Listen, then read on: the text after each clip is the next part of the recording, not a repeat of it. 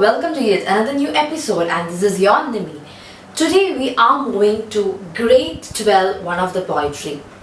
It is often seen that most of the students of grade 12 take English for granted.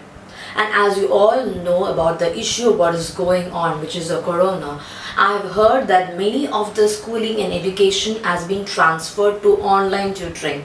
And there might be a lot of difficulties facing, so I'm sure these videos of grade 12 is really going to be helpful for those students who are visual learners. Plays a pivotal role in a person's life, and especially in the poem. Separation, maybe the separation between the mother and the daughter. Uncertainty. Uncertainty means we don't know what is going to happen next, the fate. Death, yes, we don't know when the mother would die. That aging is being mentioned, so the death is also same.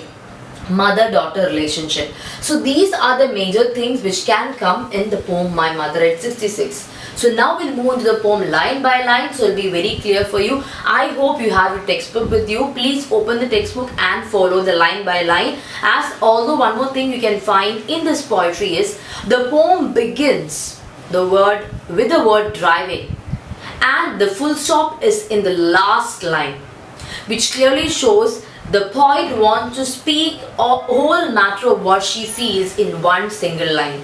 But that one single line, as you normally say, is pregnated with meanings, or is actually it's full of meanings.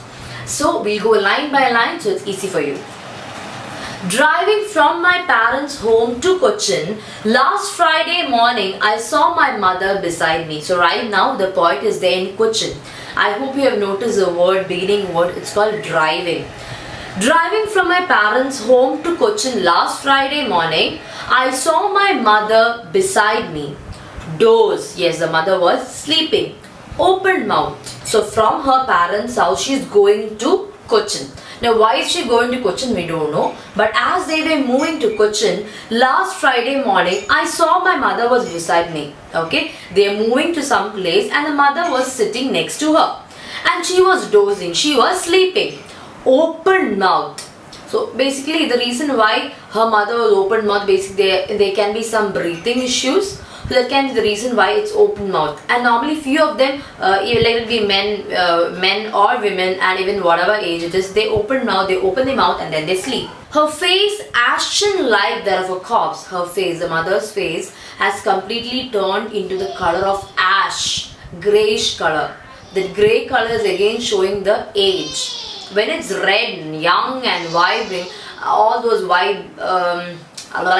all those red color, bright colors normally we used to compare for the childhood or young age or teenage or the middle age. But then when it goes to the old age, the word they have used here over here is grey in color.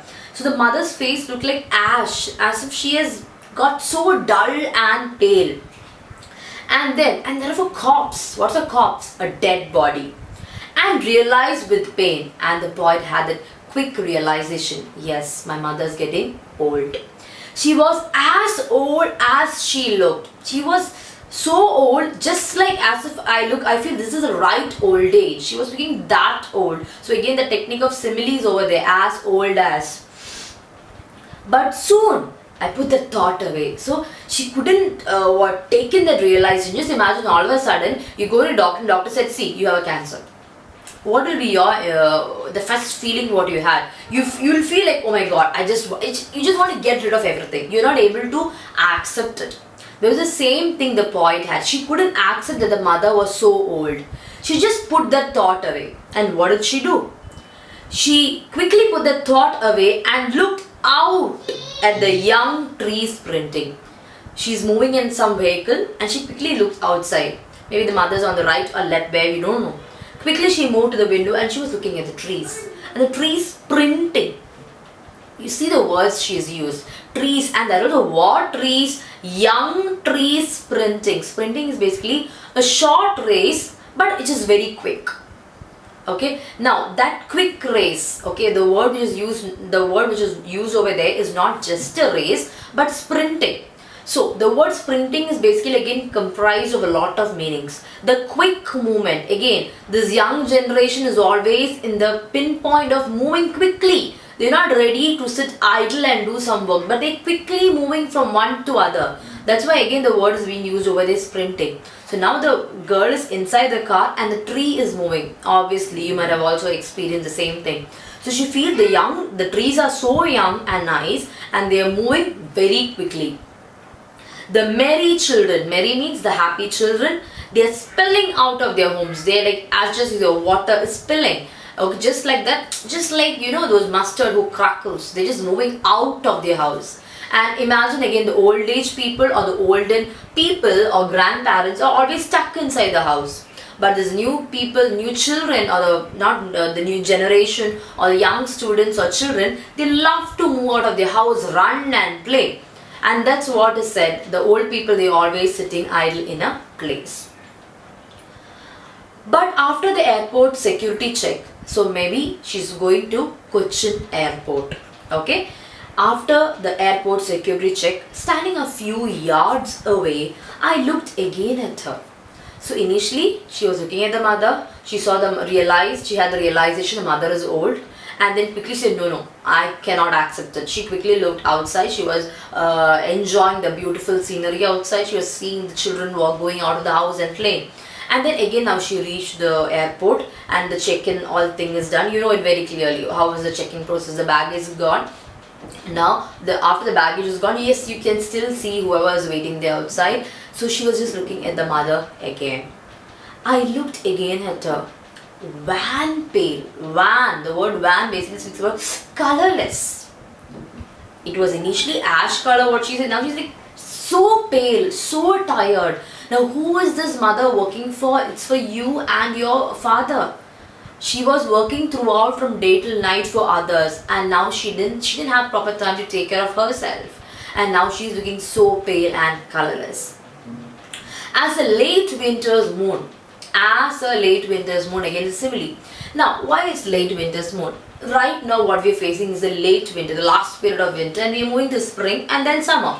So in this late winter, if you have noticed the moon doesn't shine like how it shines during the autumn, summer or any other time.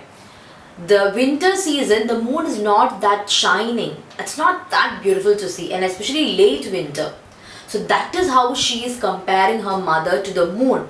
If you can look into any poetry, you can see most of the poets have spoke about the women who are just like the complete moon. And over here, the poet is trying to say that the women, this particular mother is like a moon. Now, do you think it's a positive symbol? No. Why? Moon is white in color, pale, colorless, and that's also not a normal moon, late winter's moon. And felt that old familiar ache. All of a sudden, I thought about the old familiar. See, that's a striking imagery. The child or the poet could not do anything. Okay? The only thing what the poet could do was smile. And that smile is concealing a lot of things. Actually hiding a lot of things. And that hiding is basically her fear that if I come back, will my mother remain there? That pain is there. Which the pain, nowadays you can see a lot of news and politics and papers where you can normally see where they just discard their children and just go away, the parents. In the same way, the children who just leave their parents in orphanage and go away. This is actually a true chapter. And English, when you go through a story, it should be getting into your heart and thinking, how are you taking care of your parents? This is actually a thought-provoking chapter as well. See, poet cannot stop herself there. She has to move on and she has to go on. Maybe she has got a different family. She has to take care of her husband and her children. Maybe her job is there. So she cannot just stay there. Okay. All she can do right now is part or move away. And that feeling of yes, my mother will wait there when I return. With that hope, she is moving away. And see, the hope that okay mom, I'll meet you again. With that hope, she is moving again. So that is all about the poem, and you can see this the emotions are interwoven. If you can see the emotions of basically the love, the hope, and that longing. Okay, mom, I'll come back and I'll see you again. So all these things can be seen over there in this poem. Now, if you've noticed over there, I've written here one subheading called Idea of Movement. You might think like, why is ma'am written over here? This is actually idea of movement. Physical movement. Now what is a physical movement? The first word in the poem, driving. What is it? Physical movement? The movement from the parents' house to the airport. That movement is there. And while going, she can see the trees sprinting like a race. That movement is there. Okay? Physical movement. Emotional movement. She is moving between, like the mother and the daughter has a relation. That relationship is tattered. It's moving. Although you love your mother, when you are physically going away, that emotionally also that movement is there. Okay, that is also one important thing what you have to know. That emotional gap is over there because you're physically moved, and the same way emotionally the mother-daughter relationship is some way tattered. She has no other way, she has to move on. That is there. Now the third thing is the mother's journey to old age. Yes, mother who was young is now moving to the old age. So that journey is also there. So these three things are the three ideas of movement in the poem. Okay. So now as you can, one more thing, as I told you, there's no proper rhyme scheme, there's no proper punctuations from the beginning till the end. It's just like one sentence. So you can call this poem as a free verse. Okay, there's no rhyme scheme. Now if you can look into the poetic device of the poem as I've written, contrast. What is contrast? You might be familiar, right? Two opposite things are being mentioned. Over here, what are the two contrast things? Young and the old. In the first paragraph, old age. Not paragraph, sorry, first stanza is old age. And then they're speaking about the young age. What is that young age? That young children, merry children, the young trees. So that contrast or opposites has been coming over there. Now the second thing is simile. Throughout, as I told you, as old as, that's there in the poem, and also as a late winter's moon. These two are simile, as old as and as late winter's moon. Now personification, the young trees. The trees are given the adjective of young. Okay, that's personification. Repetition, smile and smile and smile, where she's concealing all her fear, everything she's concealing, and she's telling, yes, I'm moving away. I'm happy, mother, I'll see you again. So these are the poetry device which has been mentioned. Theme, I've already told you.